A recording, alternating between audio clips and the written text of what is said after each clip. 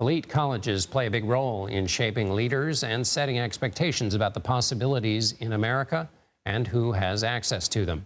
Admissions to those schools had to change when, more than a year ago, the Supreme Court ended affirmative action. Now enrollment of black students is down. At Harvard, black students make up 14% of the new class of freshmen. That's down from 18% from the previous year. Amherst dropped from 11% to 3%. At Yale, a different story. The university's share of black freshmen stayed at 14% for the new school year. So what is happening here? Scott White is here to help us understand. He's a former director of guidance at Montclair High School and a freelance writer for Forbes on college admissions. Thanks for being with us. Why might we be seeing this dip at some schools while other schools like Yale show no change?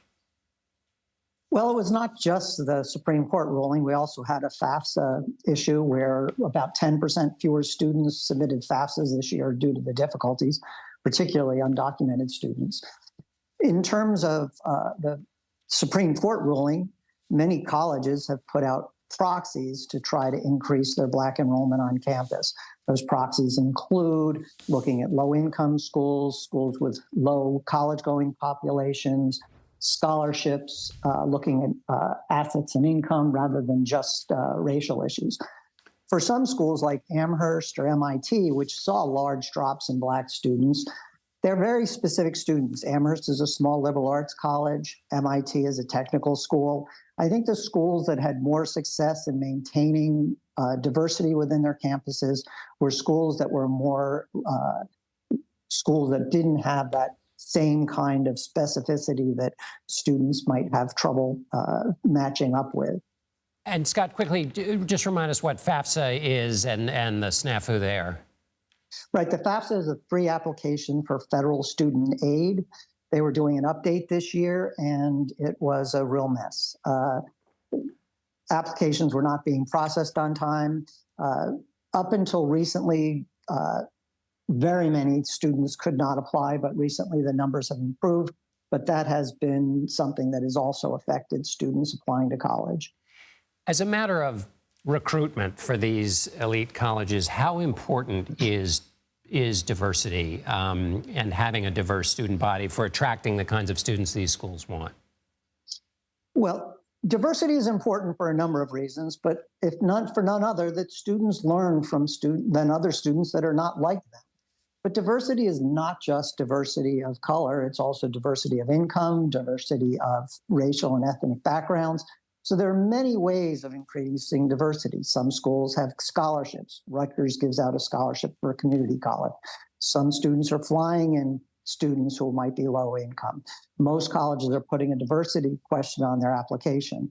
But the reality is that diversity is something that colleges value, but it's tough with the Supreme Court ruling.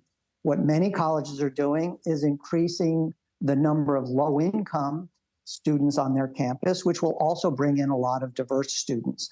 That is something that only the better endowed schools can do, though. Lower endowed schools cannot necessarily do that, but schools like the Ivy Plus schools certainly can do that. If I had my say, I would have an American Care Act for colleges where students only spent what they could afford, or increasing the Pell Grant by doubling that. Those are two things that would do much more effective increase in the minority populations of colleges rather than some of the actions they've been taking.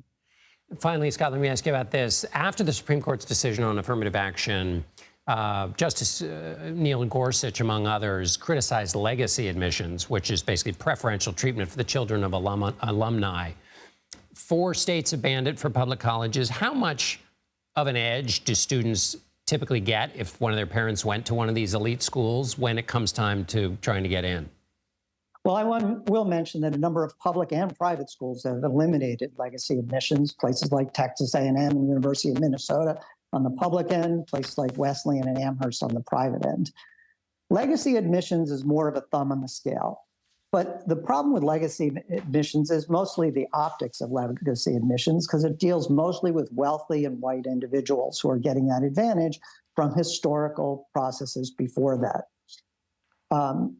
Colleges, if they really want to affect diversity within their schools and they want to limit the preference for students who are not diverse, things like adjusting athletic recruiting and might have a much bigger impact than that. My experience is that legacy students have a thumb on the scale. My experience is that athletes have this incredible increase in admissions likelihood. So that, in my opinion, the optics of legacy admissions are difficult, but the reality is that athletic admissions have a much bigger impact. Scott White, thank you so much for that insight, Scott. Thank you very much.